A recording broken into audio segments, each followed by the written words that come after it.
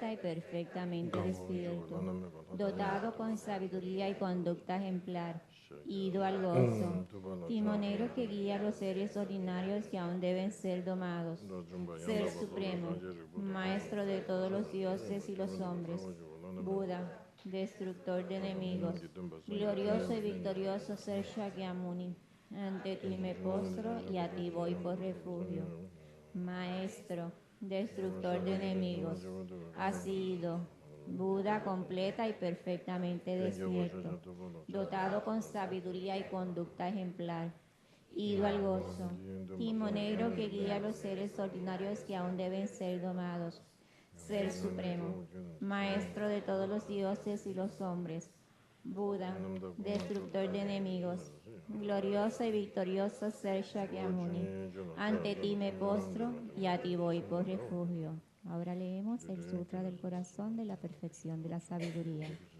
Así lo oí. Una vez el bendito estaba residiendo en Rayagrilla, en la montaña llamada Pico del Buitre, junto a una gran asamblea de monjes y una gran asamblea de bodhisattvas.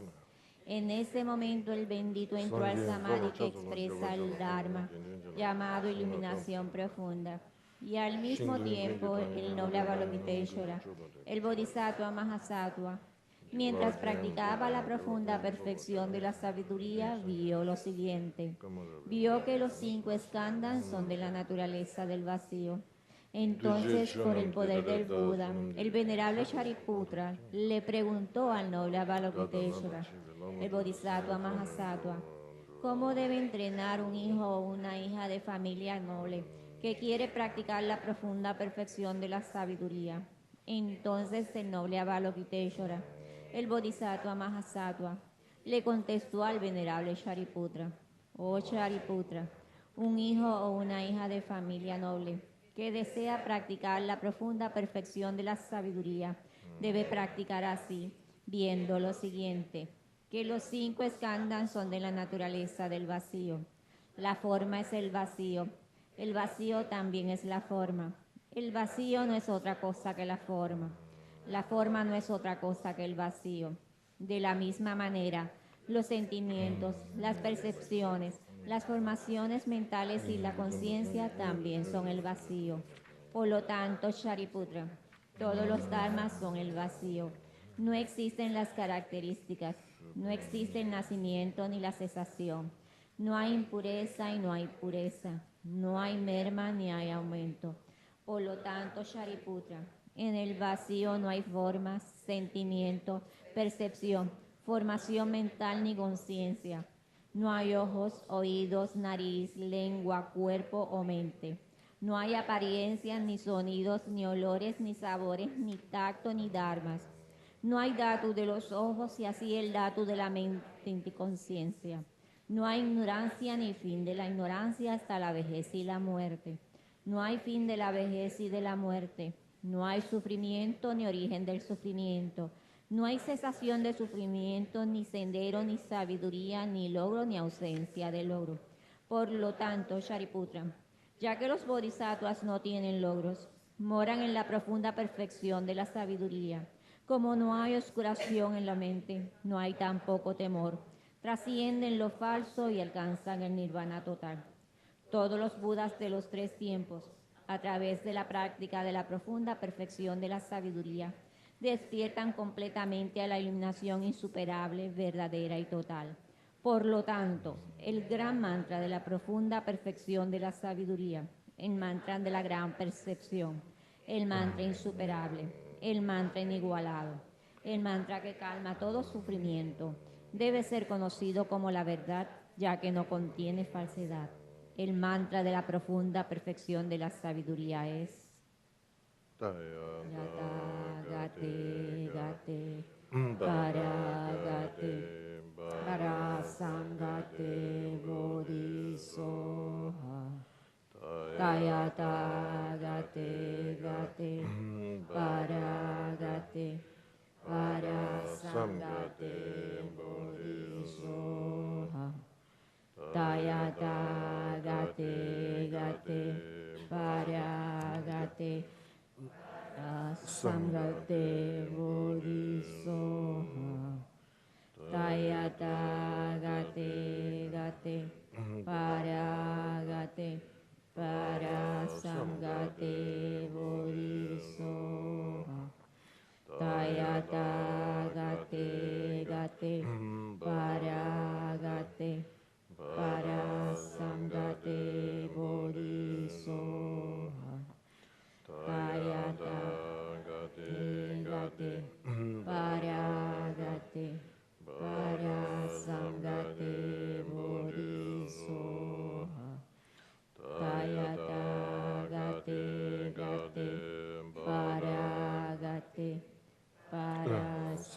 Ganden Budismo.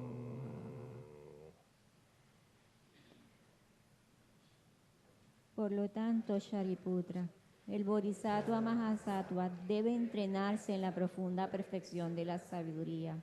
Entonces el bendito salió del Samadhi y elogió al noble Avalokiteshvara, el Bodhisattva Mahasattva, diciendo: bien dicho, así es.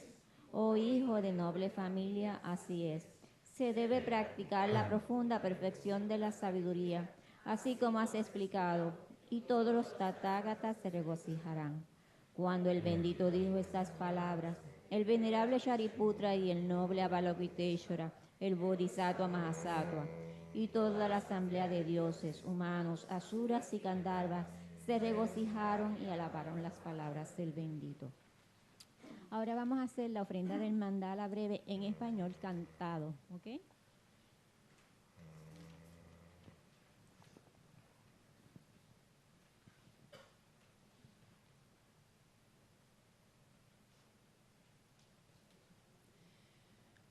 Esta tierra ungida con perfume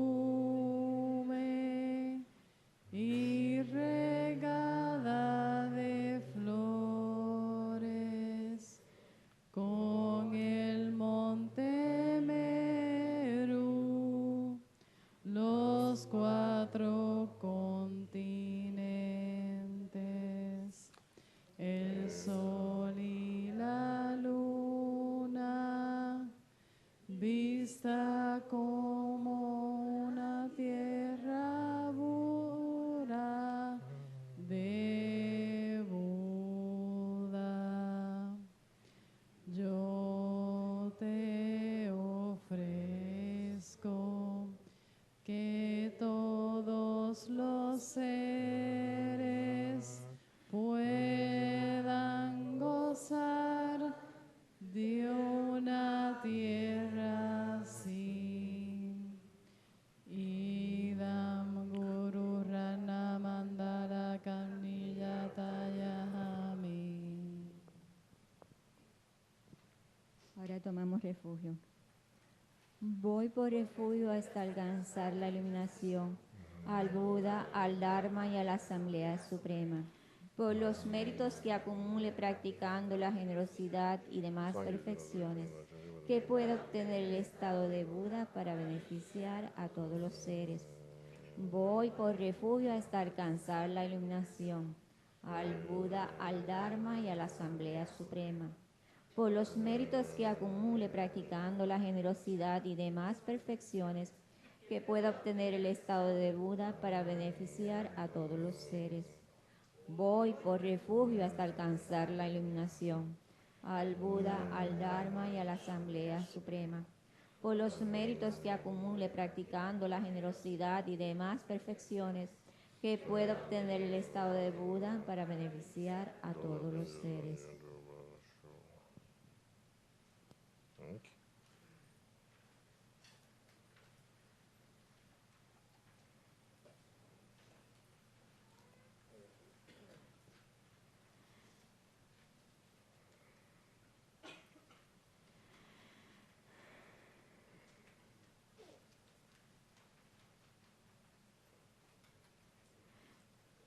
Okay, so today's topic is inner concentration in Shine.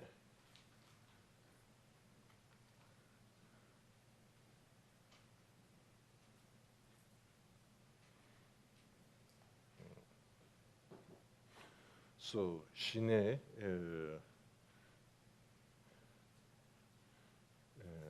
calm abiding, I think is a good translation. I think calm abiding, Shine is in the sutras.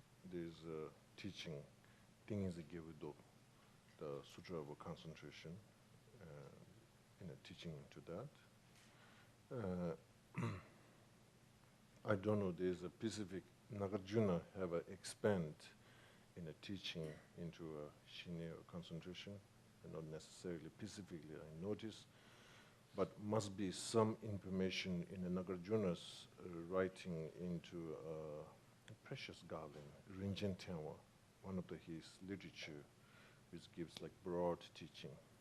Okay, in some of those teachings, they have some information, some guidelines to meditation intuition. Now, one of the Kamalashila, one of the great from Nalanda master, he composed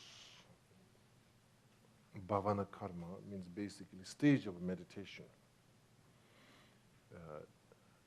These, his texts have also quite good information into meditation into Ashini also. And then not only that, Shantideva himself, in a Bodhisattva's way of life, in chapter 8, which is chapter 8 is a chapter into the concentration, Samdengilyu. That chapter also gives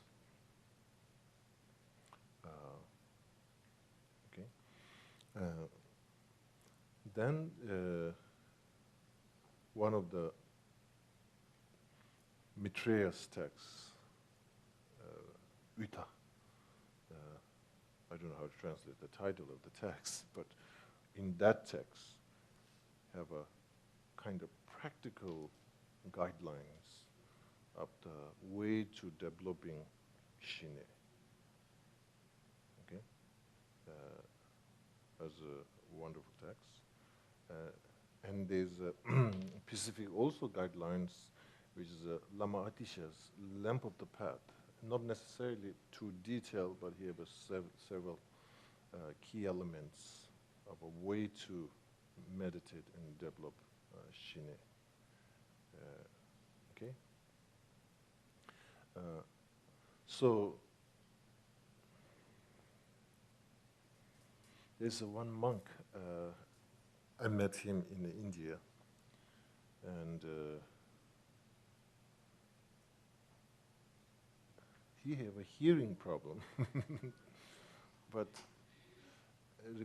other than that, then there's usually in the tradition, if you have some Shine, it's not supposed to be like publicly known. Or there's a tradition that keeping as like a very, very low key. And somehow, I don't know, he was a public. Somehow his practice that he have some strength of a concentration training. And one day I met him directly. I'm hearing from somebody, so I want to meet him directly. And we talk. And he said, yeah, it can stay like over 3 to 4 hours. He can have a concentration really, really good. There's I think, there's no reason he have to convince me or this. I think intention is very pure. I think he's just telling what he experienced. However, in the Lama Tsongkhapas, in the Lamrim, particularly in the Great Lamrim Chemo, he have a lot of advice, like we need to be careful. We can reach in some way the mind to get into some kind of like a stability, but that kind of stability may not necessarily be good for our human intelligence and our wisdom. So there's a lot of emphasis into that. Make sure it is not into that kind of stability. That's the mind is very still, but the mind becomes so dull. There's no some kind of like clarity and energetic. So that's one of the key guidelines was given by Lama Tsongkhapa in the Lamrim.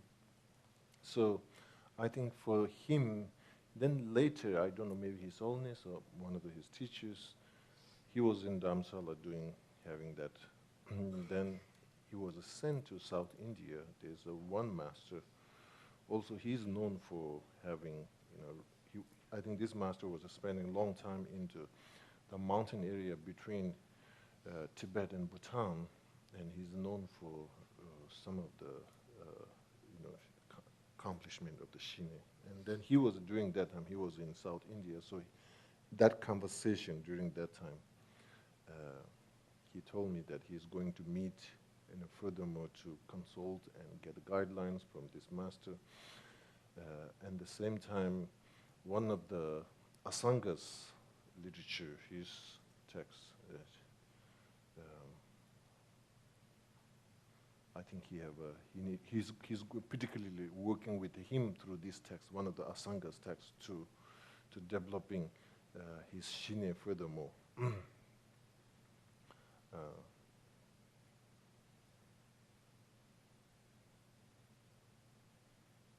Yeah. So, anyway, I don't know where his status is right now, but anyway, this is so.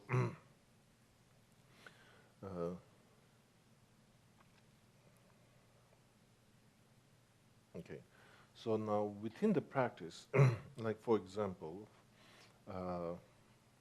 for mindfulness practice. For mindfulness practice is also one of the practice have an element of a shine or concentration training. Okay, and in a Buddhist way, generally shine, when we say shine training and shine meditation training, it's not kind of like a unique about Buddhism.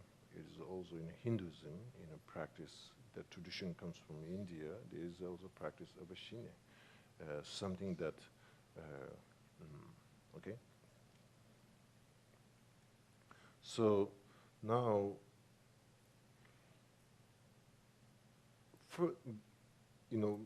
I think step number one, what is important is that we need to kind of like clearly defining what is a shine.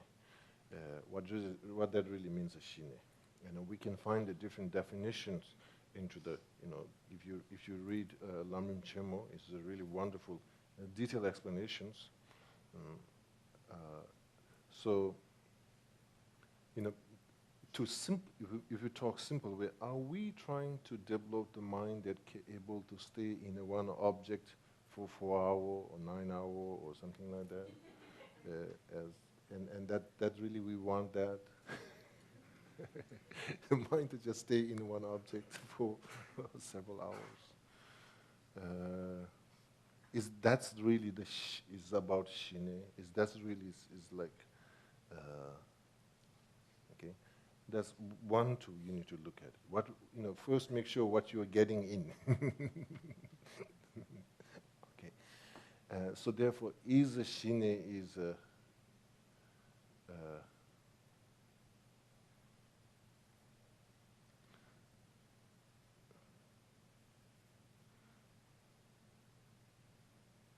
I remember when I was small in Kopan, I used to stare for sun.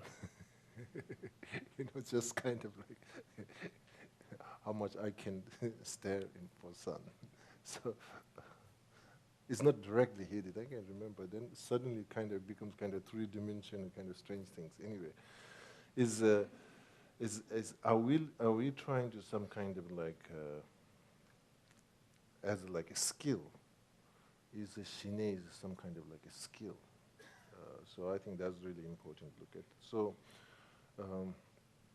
if something is a skill, then we can have exactly, sometimes we say today some of the professionals well skilled in that field, but if you personally ask, I really don't like that job environment. I'm really good at it, but I really don't want that. If you're a lawyer, you say, I really don't like in that environment. I want to do something painting. There's some painting that I don't like to do painting. I want to become lawyer. Everybody's in all the different place. So basically, then it will be same thing like this. Although I'm really good at shine, but I really don't like to meditate in shine. They will be like same that kind of like. So if it's based on a skill, it's a mental skill. So here. What is really shine is so when you're training, so like you have an object and trying to be concentrating and that kind of things. If it becomes like a training, it becomes like some kind of exercising, and then it is. I'm not sure we are knowing the right way direction where we want to go, or we're doing the right. Uh, so therefore, I think that really important is individual practitioners when they want to train the shine is, I want to,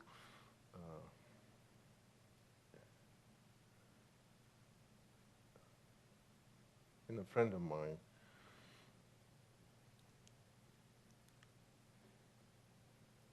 asked this question to pass to Lama Zopa about the object of shine. Her question is she don't want to choose by herself. I want to get from Lama Zopa, saying that this is the object of shine. So, basically, where we first time when you're trying to do a training in shine, where we should invest our energy, finding the object, a recommendation of an object, and it's this kind of thing. So where we start first thing, if we're trying to do a shine, I think first thing is shine is, when you look at it, is something that, if I go a little bit technical word, in those detailed philosophical texts tells, shine is something, these desire realms, is a desire realms. We are in a desire realm, and we have our own karmic disposition in born in this environment. Okay, and the shine, what we're talking over here, is a mind that, although you are karmically born in that kind of environment, however, due to your own training, you put in your awareness, your strength of your awareness, you're able to leap into more strengthened, not so much the karmic influence. Okay, so basically, a simple way to say is this grossus attachment. Shine means basically you are able to, it's not necessarily eliminate, but you are able to kind of like overcome challenge of attachment. You overcome challenge of those destructive emotions. Let's put it. Those destructive emotions commonly, whatever we're experiencing, shine is something that none of those destructive emotions can interfere for your awareness. That's what is really looking. So therefore, shine training practitioners need to able to cross through destructive emotion that we face into day-to-day life. Okay, able to overcome, able to. They doesn't really interfere. Okay, so now interfere. We are talking about that. That means suddenly we get maimed by destructive emotion. What you call maimed? Sometimes if you have an apartment next to the train station, and suddenly, you are being there so long time, so the train track doesn't really bothers you. You can still concentrate. You can still sleep. Maybe some person comes, oh, this is like maybe, I think one time, some of you know Angie, who's here, and one of her relatives came to, she was, I think, studying in San Juan, and then later she finished her graduation, so she came to visit Portland. And we went to dinner, and the next morning also we went to breakfast, and we talking, and I asked, how you feel Portland? And she said, she can't sleep last night. I said, why? It was so quiet. She used to have the noise. She couldn't sleep without that noise. She couldn't sleep. So what that really means, so uninterfere, that means you overcome, or you just kind of like adapted or mute with that things. Okay, so there's this kind of to it. So shine is something that not kind of like immune, that there suddenly is, you know, lots of noise doesn't matter, lots of distraction, still you are able to overcome through your training, is not about that. So shine is something, something almost in the definitions mentioned that it eliminates the manifesting destructive emotion of a desire. So this is something that is overcoming from that. So basically, so because of that kind of, what you are trying to do is not as a, shine is not as a plan B. It is need to face the first situation that cause of distraction, and the distraction itself need to be faced it, okay? So therefore, beginner practitioner, when you're training into the shine, you know, we might get the object and so on and so forth, but we're not trying to avoid and ignore the basic challenge. Is not as a trying to avoid, so you even not dealing with these destructive emotions that we face in day-to-day life. You have this object and you're trying to build up your concentration. It may be temporary solution. You know, so then again, karma is there, condition is there, it will come back and, you know, catching up. So therefore, shine trainer, you know, practitioners first, what's required is usually I tell my friend, not the object, not the shine object, but you need to clearly defining what is your specific karmic challenge related with a destructive emotion. You need to recognize that very clearly. What is happening as a general and what is happening as a specific in your own life right now, that can become key interference into your own meditation. So how you're going to process and transform these challenge. So recognizing that it's not so much like a general, yes, I have this and this, that. Clearly looking into it and finding, defining, and then that recognition, I think, is really important. Okay? And then the second step is in philosophical, the text that gives a more detailed explanations, shiraksutawa. Shiraksutawa means something that I'm not going to do a literal translation, but the shiraksutawa means basically practitioners kind of developing some kind of level of a renunciation related with that specific karmic obstacle that you face into your own practice or related with the concentration. So it is not about developing a renunciation related with the samsara and so on and so forth, but it's much more specific, your personal karmic challenge that you face. So you're developing, recognizing, and developing this kind of a renunciation. Okay. So basically, you know, today's world, we say, I want to change. I want to make it different. You know, I think this is some kind of similarly different way of saying, I want to make it different. I want to make it meaningful. I want something looking forward related with it, that specific your karmic challenge. So recognizing and some kind of like a renunciation. Okay.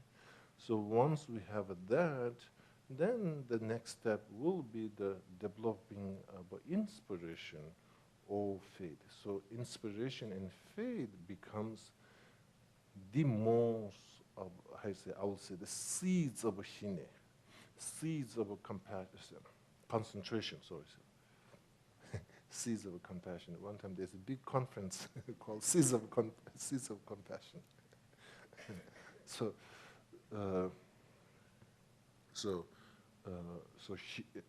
shine, okay?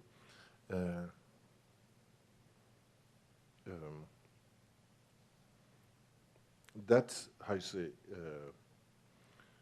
So therefore, you know, also as I mentioned earlier, one of the Maitreya's explanation we call Utanamche. Within the Maitreya's 5 texts, there's called Utanamche. I don't know how to tell. In that text, it have a very detail about what the inner requirement for developing shine. one is also the faith, is mentioning the faith. So this faith is, we need to look at it, is faith, it's not talking about faith of a Buddha Dharma Sangha, like a refuge in context. This is a context related with the Shinya practice.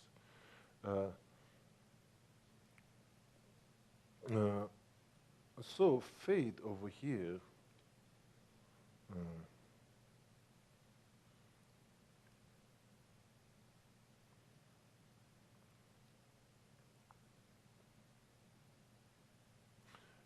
you know, I think there will be several different layers of a faith. Let me put it this way. So, different layer when I mean faith as a condition, faith as a like a, you know, benefit and transformation of a having of a shine, you know, into those faith, having in the faith of the result. So basically, something that due to shine practice, what can transformation happen? What can basically fit into that result, practice of that result? Okay, that's I think one thing really important. Another thing is the faith over here is.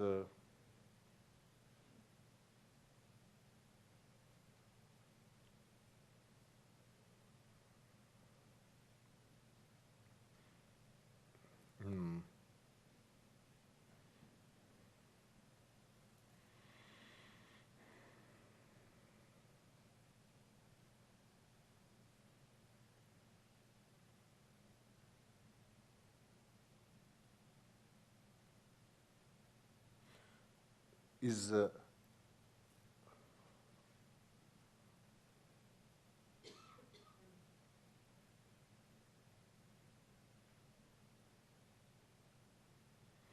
know, sometimes I feel that faith is close to yourself.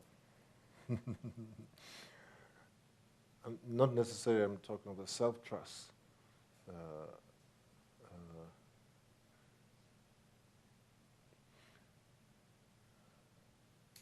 It is some kind of a nature of inspiration. It's a nature of that faith is, you know, when there is a looking towards the result and the benefit, that becomes also one of the important part of the faith. But the crucial one is a faith of that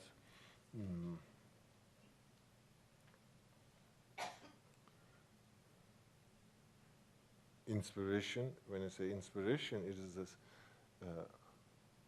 you know, again, Shine training is not about the training of a,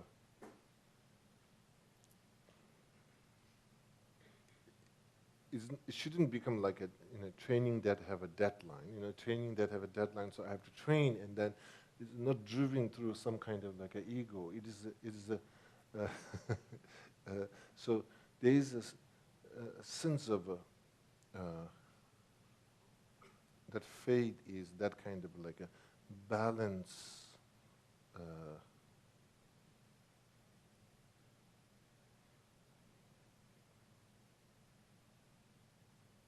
You know, okay, I think a faith is, you know, in a poetry world, many people trying to describe the concept of love, but nobody can pinpoint. And same way in spiritual world, when you say faith, it's also the same thing. Many different ways to, but here you can see I'm trying to making sense. You know, it's just something that it's just basically one of the common way to describing the faith is like the water, the pure water, just the pure water. Okay. So one is the water is the pure, then the rest of the anything, the reflection and the quality and everything can be there. You know, so therefore, faith is something that is not so much dualistic. I'm the who have the faith, and who's the I'm having faith into that or this and that. Not necessarily. Is the faith itself can be like the water, like the mind, that kind of like a not, we can say this word, not influenced or not grasping or not, not how you say, guided by the ego grasping mind. Okay. So anyway, you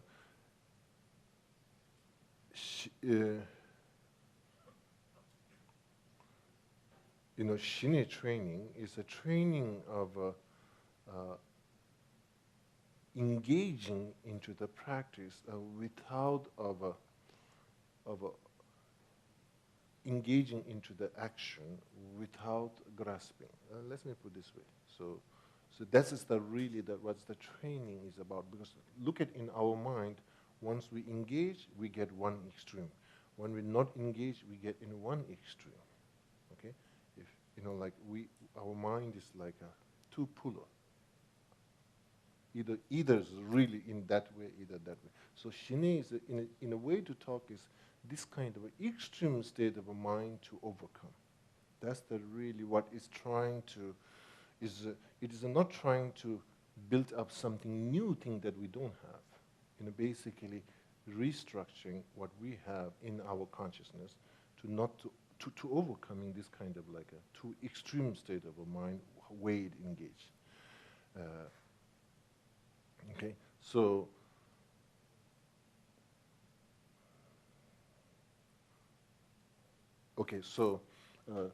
not falling, you know, we fall into the extreme state of a way of engaging because it was done through, you know, some level of a grasping and some level of a okay, so basically what I'm trying to do with what really means the faith becomes a fundamental foundation to generating Shine, what that really means, okay?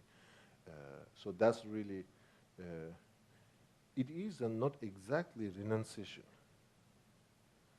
you know, as mentioned earlier, recognizing, then developing renunciation, but it is not kind of renouncing and looking for the transformation. The faith is like that the water, that kind of like a life force of awareness, you know, just kind of trying to keeping into a really balanced state of our awareness. Okay, so so basically that faith, what we are talking, is basically come through. It is not you generated something way. I think it's lots of process of a purifying process. So that when in a recognizing, generating renunciation, and then when I say faith, is basically at the first stage is lots of purification. Okay, so purification of our awareness is not really about this karma or that karma, or is basically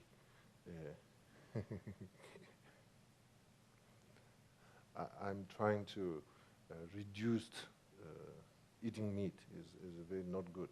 So I'm trying to. There's many different reasons. I saw, you know, different videos. Is a very, you know, we human being very cruel way for animal, and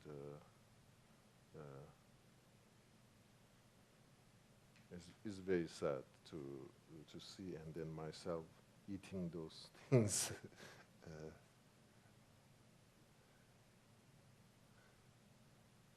Yeah, it's a contradicting feeling, and also no taste. So the mainly what I'm trying to tell you over here, kind of like a purifying. You know, sometimes when you want to become healthy things, there's a purifying your element, purifying your system. In the same way, I think the practitioners developing Shine is not so much which kind of vitamin you're going to eat it first, purifying. You're purifying. In the same with the physical things. I think without purifying, all the toxins are there, and then you are adding some kind of new pure things. There's a strong enough toxins will transform into a toxins that, so faith over here is not another than, if you're not trying to bring in something powerful into it, first thing faith is just purifying your awareness, okay, purifying your awareness. Through this purification process, you transform your awareness into a nature, kind of like bringing up the quality of its own purity into that, okay? So what is the method to purifying? What is the method to, maybe you say Shine itself, isn't it, is the method to purifying. It can go many different ways to look at it. I think the most effective meditation to purification, we're talking not karmic purification, as awareness as a general, as a purification. So in that case, impermanent meditation becomes, I think, really important.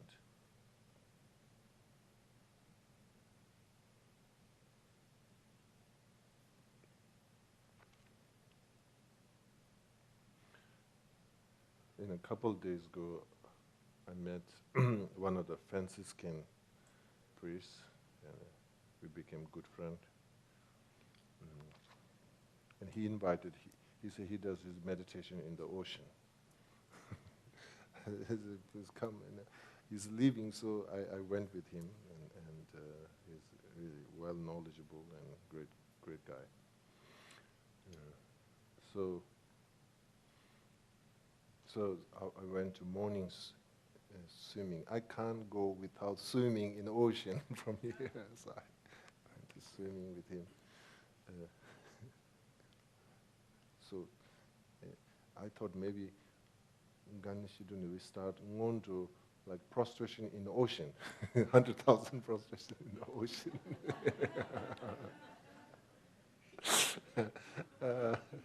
So I have to do my ngondo.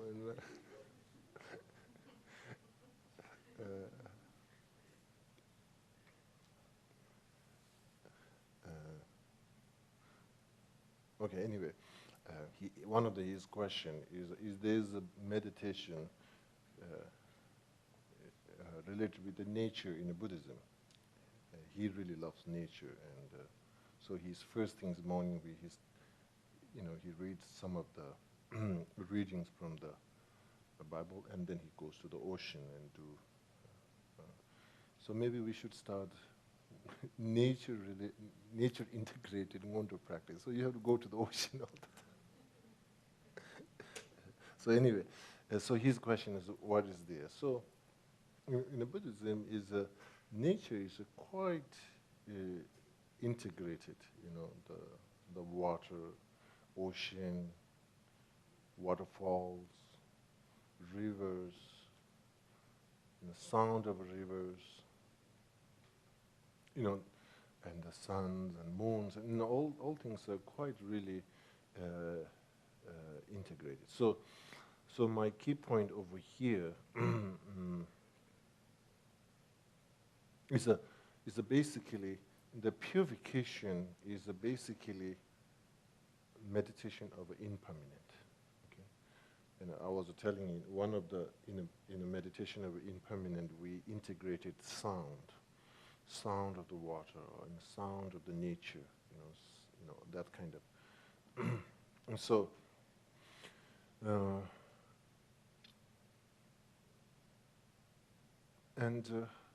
meditation of impermanent is not so much about everything we're going to change. That's true, we pretty much can see, very clear is realistic. But the meditation of impermanent is integrated with our mundane interference in our life, any kind of mundane. So basically, once one of the mundane thoughts destructive emotion. You know, mundane thoughts, they comes with a very reasonable, and the destructive emotions, by label, one can see is like kind of like unreasonable. But the mundane thought, they comes with a very gentle, very reasonable, very valid. They comes through that kind of gradually kind of tightening yourselves into it, kind of like pull you into that situation. But the meditation of impermanence is undoing that tide of a mundane concern. So purification is some kind of like a releasing of that kind of like a tightness into our awareness. Is not so much about something that mundane thoughts are developed. Mundane thoughts, one of the grief of the mundane thoughts of a coming through of a feeling of a permanent, and that's the way it makes that grip. So meditation of impermanent is that sense of a feeling of a permanent. Again, over here we become like we're trying to label very specific terminology. However, the meditation of impermanent, it needs to be integrated of a recognizing these kind of mundane thoughts of behavior, and based on that is your reflection and your integration of that wisdom into undoing that. Okay. So therefore, basically, impermanent meditation becomes the key meditation to purification of that awareness. Then through that, the faith. Okay, once that we purify, our awareness becomes a state of a faith. It's not necessarily you are bringing something, but it transforms in the state of a faith.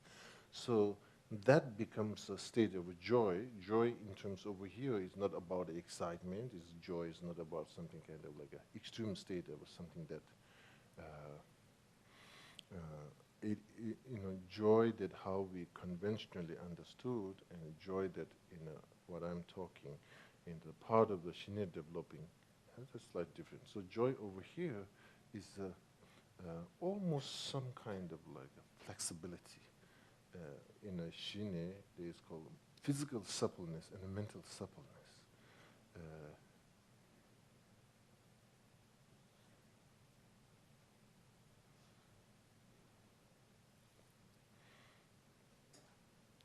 As one of the teacher, he was giving explanation in one of the tantric sadhanas, and part of the tantric sadhana there is the inner offering, we call inner offering. In the inner offering have so many complex, and part of the one thing that morning there is tasting the inner offering as a blessing.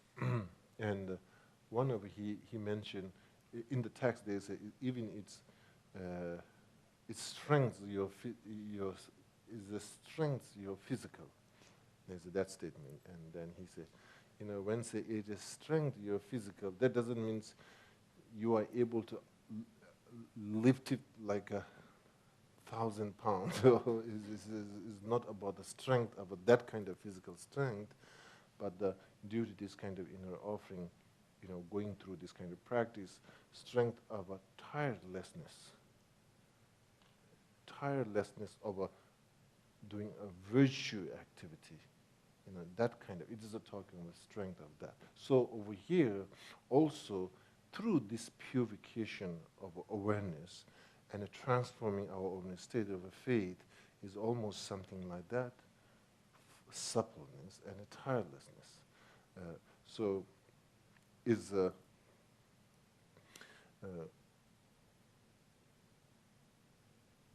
like, for example, so something that not necessarily done through our, state of excitement, but it's so much about the being kind of where we excite, you just being with that, being in the state of that awareness. So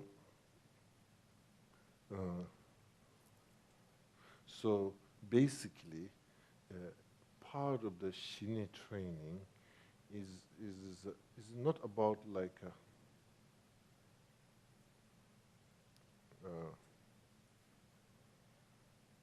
what you call the, okay, now that's okay. So I'll say that area becomes, so one thing important, Shinne practitioners, you need to have some idea of a mind and mental function, because a Shinne practitioner,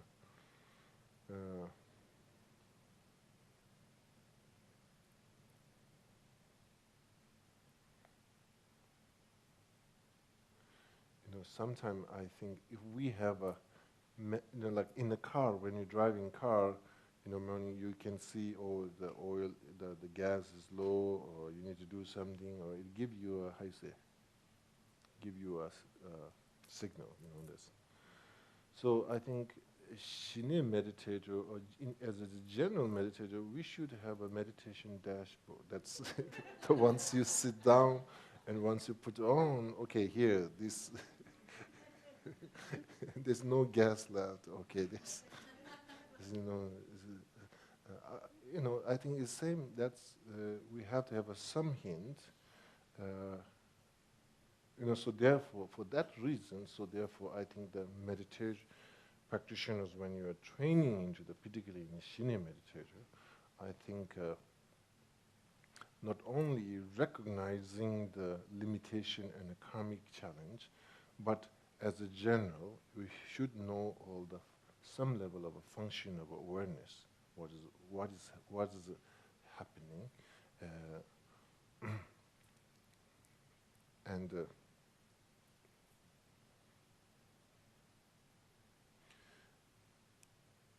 there is in a general explanation, there's this 51 mental factor.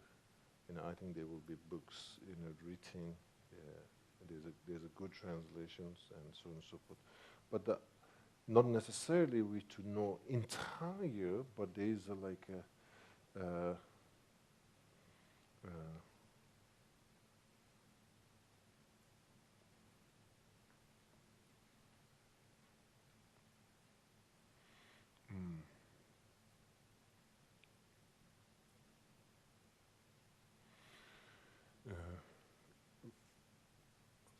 there's I will just use the word in a way to translate it is 5 omnipresent mental factor and 5 ascertaining mental factor. So there's 10 different mental. So I will visualize if there's a meditation dashboard, it might have 10 different things to look at it. Okay, to what is low and what is okay, and just kind of like it shouldn't be in a journey of a meditation some kind of like some direction you have to have that. Okay, so within these. So I'm not necessarily going through all the details. So basically, you should have expand your knowledge into those areas of a mental factor. Those mental factors are like you can pretty much, as a describe, you can pretty much relate it, the function in your emotion, how it's interrelating. Okay. So that's the one area. Now the next area is how, when we say, what is the difference between the mindfulness training and the Shinne training? We need to look at it. Now mindfulness, way it understood in a particularly in the Lamrim, and some of them, Buddha Maitreya's, his literature, where the mindfulness is understood as for mindfulness. It have an aspect of a concentration, and it have an aspect of a wisdom also. Okay, So, mindfulness training, how we understood in today's world, and I think it's really wonderful, this practice of a mindfulness. A couple of days ago, one of the students told me there's a mindfulness boom. What's it called? The boom of mindfulness. What do you call this? Boom. Boom is like, okay. Wish she told me this kind of, oh, okay, mindfulness boom.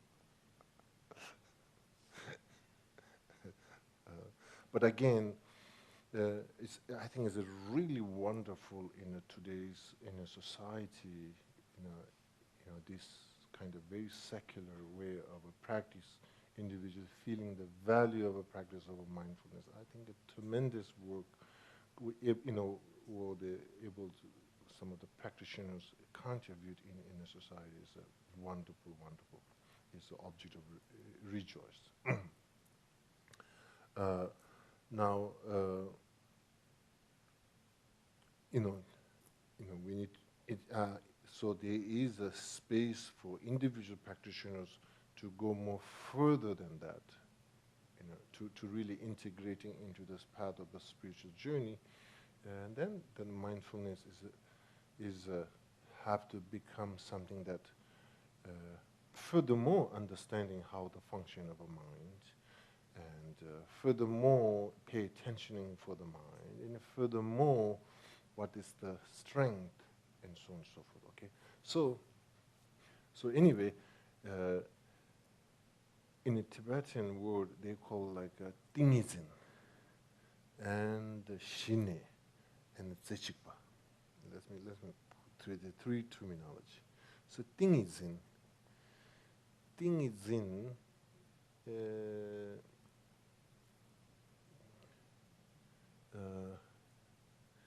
Sometimes you see these instrument, small instrument, in Tibetan tradition we will use this way. Tingshak we'll call like. It's a small round one and kind of thick, and that makes kind of like this. And this instrument name is the tingshak. Tingshak is a short, abbreviated version of a tingizin. Okay, so the tingizin is this Tibetan word is I don't know what's this.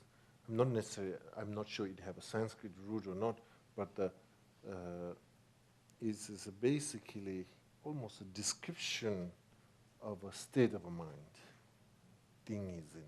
So tingi is these two syllables basically kind of like a stillness. Is basically a description of a stillness. Tingi. Zin means hold. So very holding through very stillness or something way. So that gives the mind the description of a state of a mind.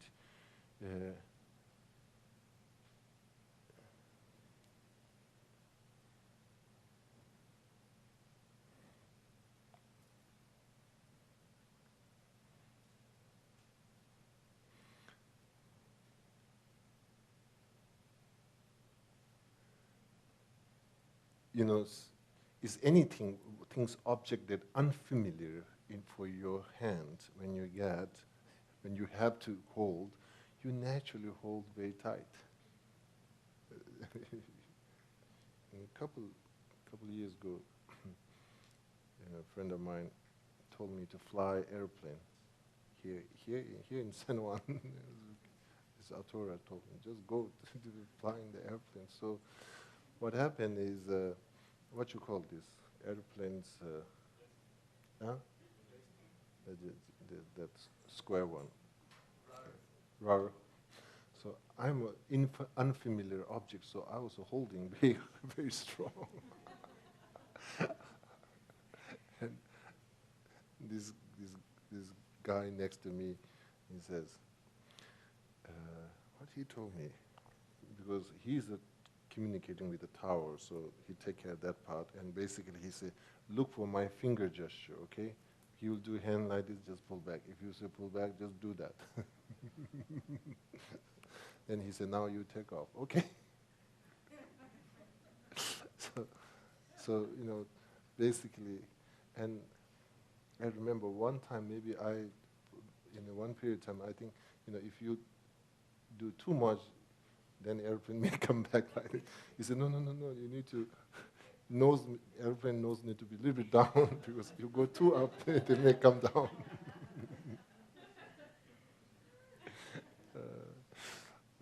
So anyway, my hand was totally sweat. Then turning close to the El Junque area, and then I noticing, I was holding so tight, and everything is stressed. Not only this, all the joints, everything's okay. So anyway, thing is something that usually in our life is something like that. All the joint and everything is tense. So the whole thing. So thing is basically through everything it's coming through your mind. Not so much physical. There's when the mind is getting nervous, rest of our system get. So basically, mind,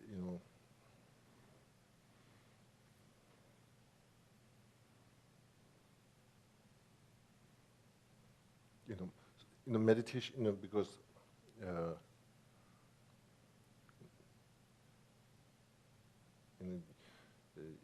some of you may hear yesterday, Brazil lost 7-1. I was like, can't believe it that. Just can't believe it that. Then, obviously we can, I thought like Brazil going to win. There's no doubt.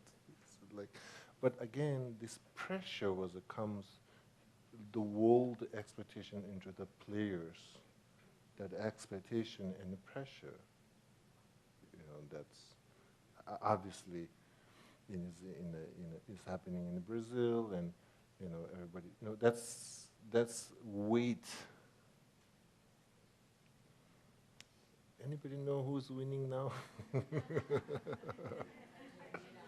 Argentina is good.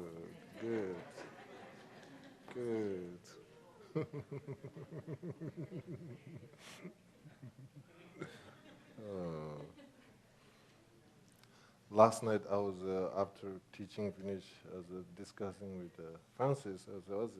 Francis, it's a 7-1. I said, it's really 7-1? I can't believe it. Can't believe it.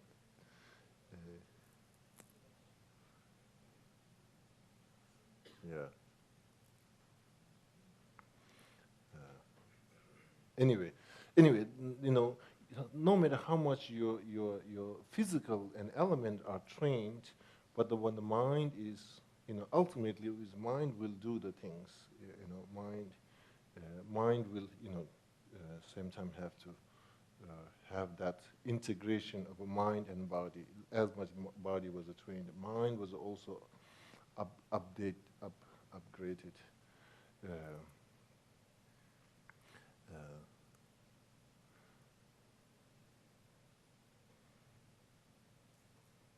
Sometime in basketball, they're playing, where they throw, and that another, I don't know, they're doing that part. I don't know whose team, whatever, but I think this guy, there's all this, but you have to put that inside there. Okay. But then I saw also these computer robot athletes. They're making these robots to play table tennis. And I don't know if it's true or not, but some of my friends show me. And the best player, they can't beat really those robots. They play so well.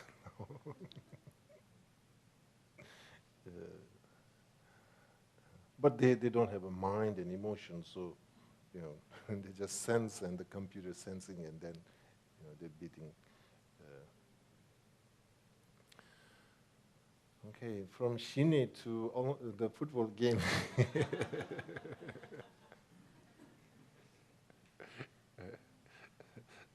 So key point is over here, I think Shine is, I think one way to look at it is not static, basically.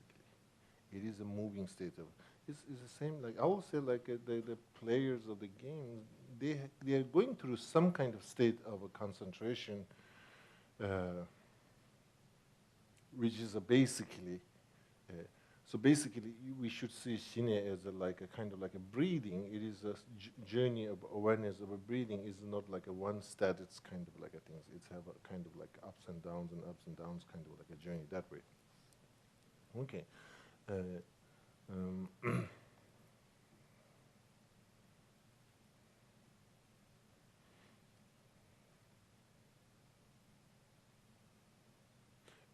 In another way to look at it, I think synchronization of a mind and body. Because part of the Shine also talks about very strong about physical suppleness and mental suppleness. And the physical suppleness and the mental suppleness is basically, I think there is some kind of synchronization in your practice. Everything is there. It's not like part of you there, or intention is only there. It's all are able to integrate it into there. Okay, that's the one main thing in the Tantra. Emphasis very strong into that kind of like synchronization of the body, speech, and mind. Not only the mind, but also speech, and so on and so forth. So that's, and so in the Shine training, also it is taking that process, already. Okay.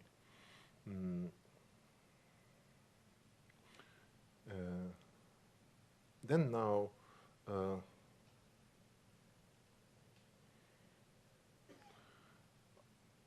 I didn't see specific text explanation, but I think when you say, okay, Shine object, this is what we are looking for. Then now, what is part of the meditation, the object that you have to? I think there is changing. I like to. There's a the main advice related with the Shine object is something that you keep a consistent. You're not changing. Today I'll have a Buddha Shakyamuni, tomorrow I'll have a Tara, and next I'll do medicine Buddha. And it's not that kind of like a changing. And as the main advice is consistent. So whatever object you have that. So at the beginning, I think when you're going through the purification process of your awareness, and that purification was done through the integration, mainly meditation of impermanent. However, Lama Tsongkhapa's great Lamrim Shemo have a different advice for the object of Shine. Object of Shine as a general advice as a Buddha Shakyamuni, if you're a Buddhist, and then you have that object that inspire you by seeing that. And so you have Buddha Shakyamuni. And that is a general object. Now, specific, what I feel is when you're going through the purification of your awareness, then recognizing our limitation and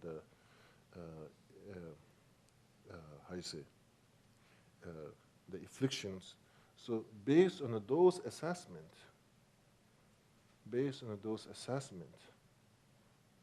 then object is what kind of object we need to have.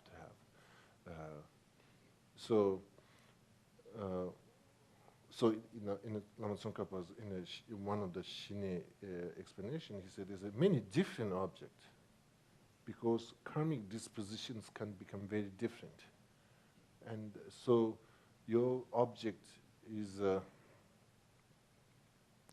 for example, breathing meditation.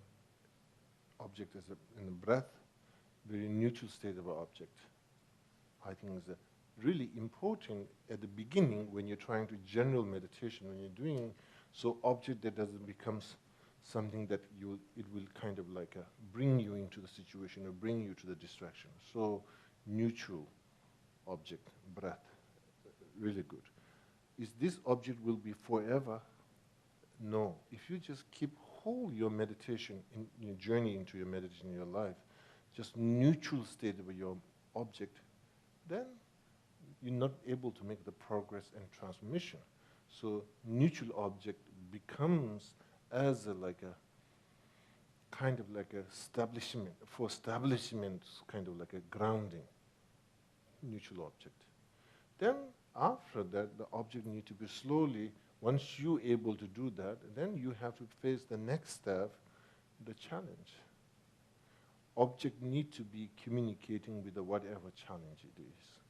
You know, challenge of your own karmic disposition.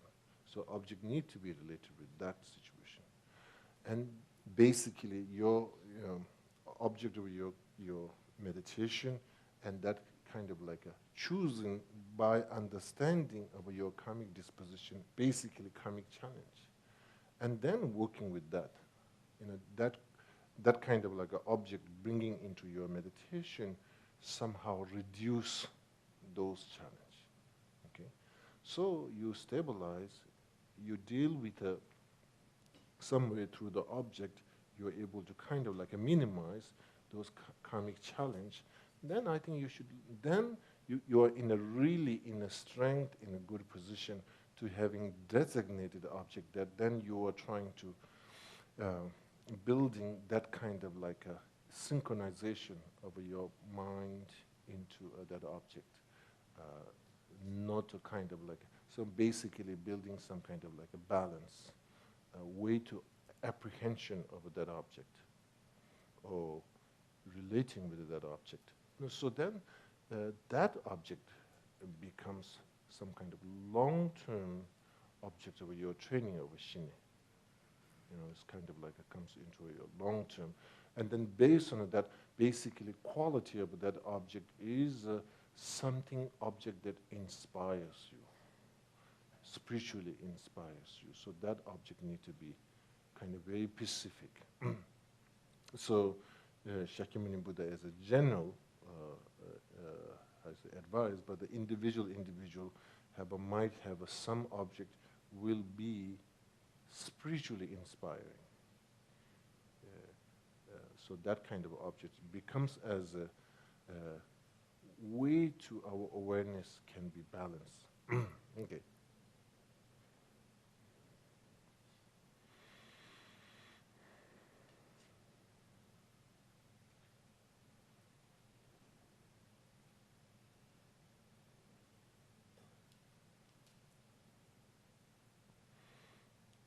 Then basically, the most painful suffering is the suffering of mind. Then we are already working with a way to eliminate the suffering of mind, the pain of mind.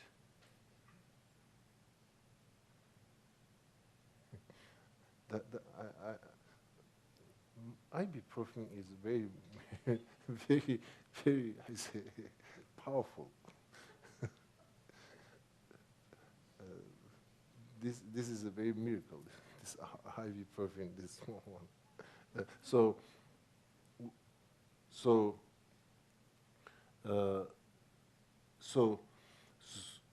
the minute we reach into that level, suffering of a mind, pain of our mind, it will be starting to reduce. Okay, starting to reduce. So basically, what happened is,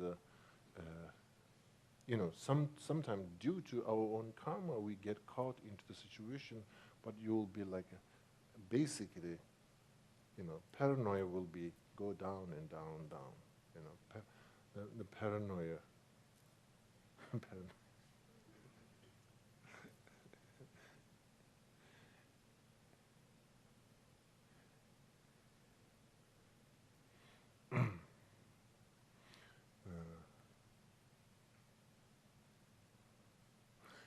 Mind can be busy.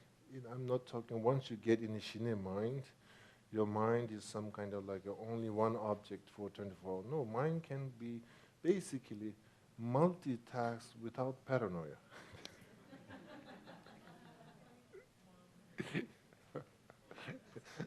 Sometimes when you say multitask, then one package come together, paranoia together. It's complicated. So anyway, uh, something like that, multitask without paranoia. Part of the job description, multitask without paranoia.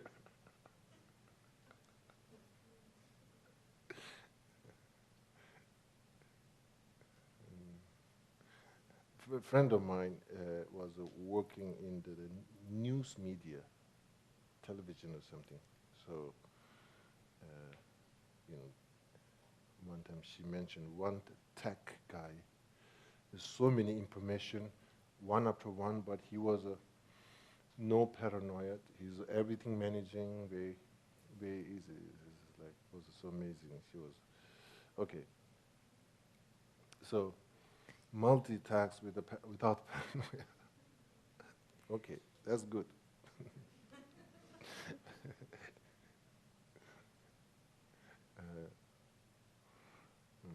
Okay.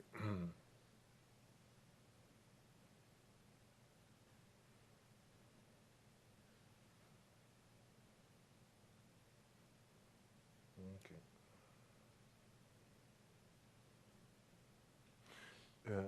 So basically, after that on, basically, in the journey of a Shine training, is Tebokone Kondo Pelwa, means faith to the Buddha Dhamma Sangha, faith to your practice, constantly increasing. So,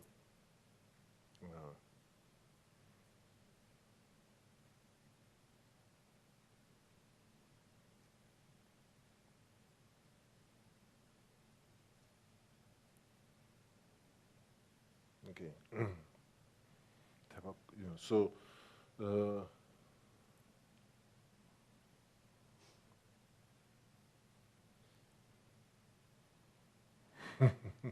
Okay, something like that. Okay. Mm.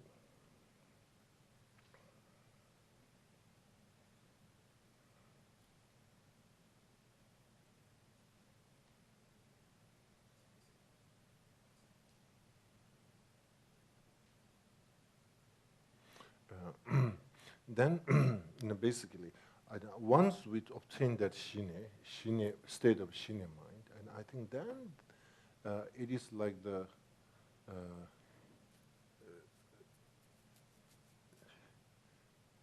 all the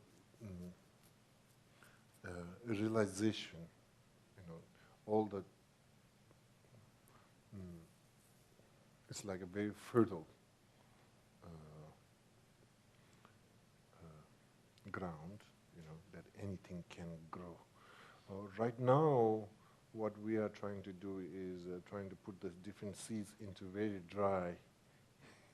Now we're getting some raining, so in Ireland is okay. I see some the ground are cracking. So now is more raining, but there's we can't have everything. So we have humidity is more. So today is really hot.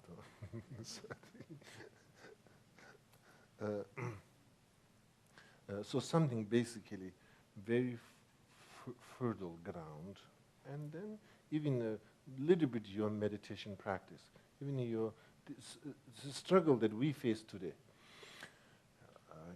I did for 10 years. I'm just same person right now. In some cases, I'm getting worse.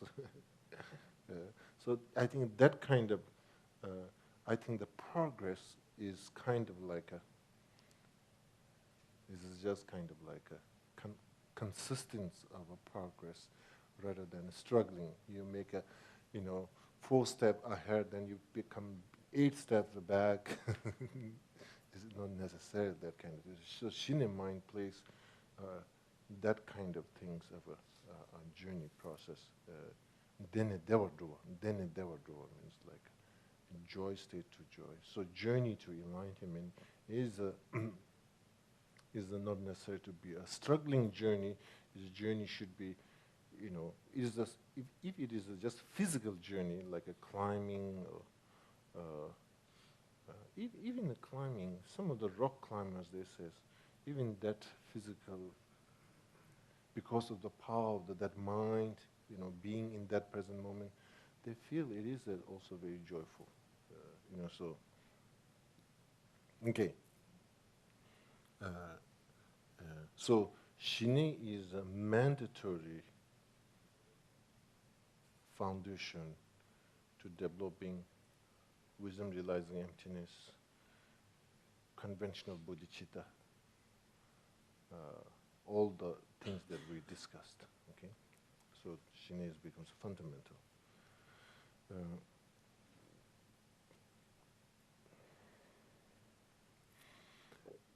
Then once we hear that, usually what we feel is like, let me take off from my life and spend like 1 year or 2 years just to develop Shini. Then, okay, if that is the deal, I can manage. Let me do this way. And it's everybody's feeling, it's like,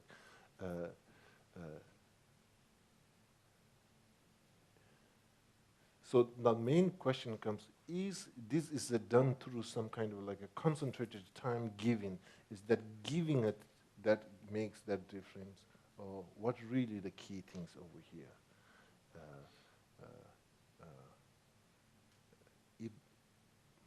It is not, it can be like some of the condition you have to give it, but I think it is not something like that. Okay, I'll take a chunk of my life and really put into plug to this practice, and just by doing that,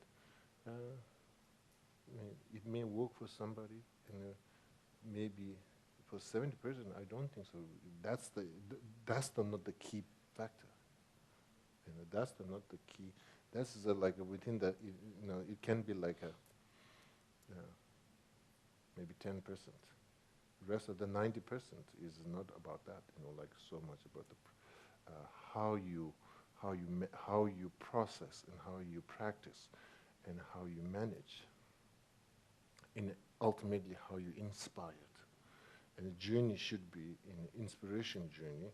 Journey should be a purification journey. Okay.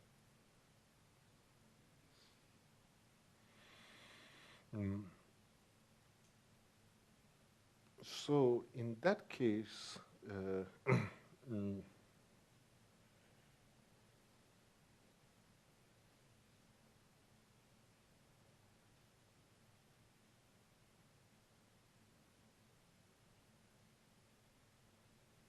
last year around this time, I was going pilgrimage in India, and one time I'm going with one of my friends.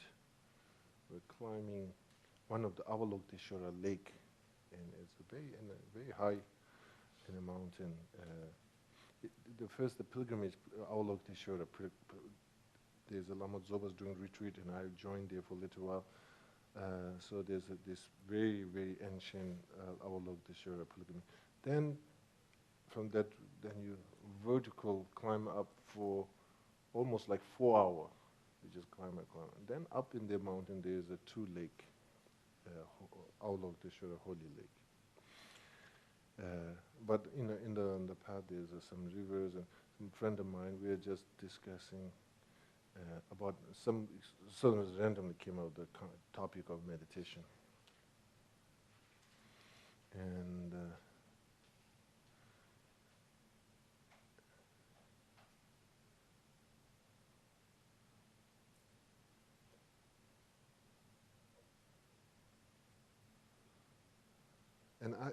maybe I told him, I don't remember very clearly, I told him maybe this place is really good for meditation. And then he says, today's meditator, absolutely this is a wrong place because there's a sound of water. We had to evacuate everything. He's somehow, I don't know, he mentioned that, I don't know, is he telling me seriously or is just trying to joking on me?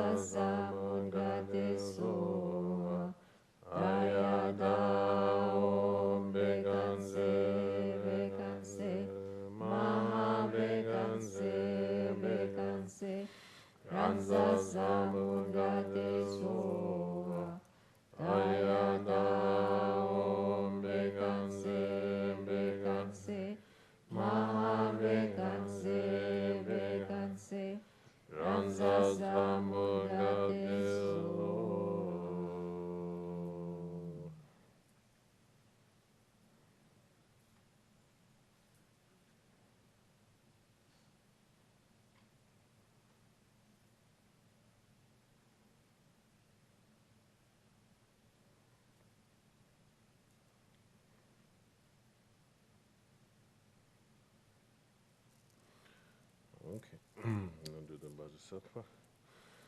Om Bodhisattva Samaya Madhubalaya Vajrasattva Deno Badinda Dijo me Bhava Surayo me Bhava Subhayo me Bhava Anurado me Bhava Sarvasiddhi me Prayasa Sarva Karma Sushame Shinam Shiyam Guru Bhagavan Sarvadanda Gata Vajamami Musa Vajavavama Samaya Sadhu Om Vajrasattva Samaya Madhubalaya Vajrasattva Deno Badinda Dido me Bhava Surayo me Bhava Subhayo me Bhava Anurado me Bhava Sarvasiddhi me Prayasa Sarva Karma Sushame Shinam Shiyam Guru Bhagavan Sarvatata Gata Vajamami Musa Vajavavama Samaya Sadhu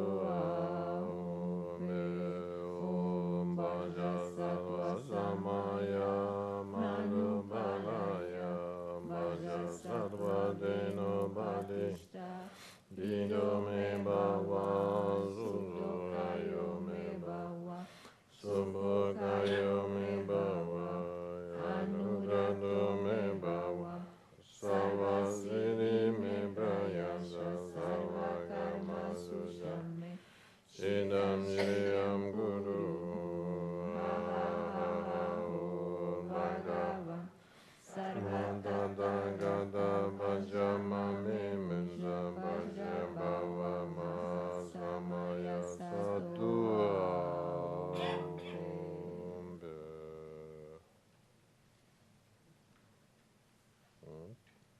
Ok, ahora finalizamos con la oración de larga vida de nuestro maestro Yangsi Rimpoché, recordando a todos los maestros que enseñan el Dharma a través del mundo. Madre Tare, liberando de los samsara. Tu Tare, liberando de los 8 temores. Tara, Madre que libera, por favor otorga el don de la longevidad. Por las bendiciones de los gurús raíz y del linaje. Por los logros espirituales de los Yidan, dioses y diosas. Por los métodos hábiles de las dakinis y los protectores del Dharma, que podamos realizar gozosamente la esencia de nuestras esperanzas. Gendun Tenzin, eres afable, benevolente y bondadoso. Por favor, permanece con nosotros durante una larga vida. Expande tus actividades iluminadas en todas las direcciones y continúa madurando y sustentándonos a mí y a todos los seres sintientes. Desde este momento y durante todas nuestras vidas, manténnos bajo tu tutela. Sé nuestro amigo, nuestro divino y virtuoso guía. Limpia la degeneración de la ignorancia. Ayúdanos a realizar rápidamente nuestro recorrido por los senderos y caminos y alcanzar los 3 cuerpos de un Buda. Por la verdad de la realidad incambiable y por la bendición conjunta de la indestructible Sangha, que la esencia de estas oraciones se logre rápidamente. Y hacemos la dedicación. Que por los méritos de esta virtud pueda alcanzar rápidamente el estado de un Guru Buda y pueda llevar a este estado a todo ser sin excepción. La mente de iluminación es suprema y muy preciada. Que donde no ha surgido surja, que donde ha surgido no disminuya, que cobre cada vez más fuerza. La visión correcta del vacío es supremo y muy preciada. Que donde no ha surgido surja, que donde ha surgido no disminuya, que cobre cada vez más fuerza. Así como el valiente Manjushri y Samantabhadra distinguieron los fenómenos tal cual son, yo también dedico estos méritos en la mejor forma, siguiendo su ejemplo perfecto. Dedico todas estas raíces de virtud con la dedicación que es considerada la mejor, por los victoriosos asidos de los 3 tiempos, para poder realizar todas las buenas obras.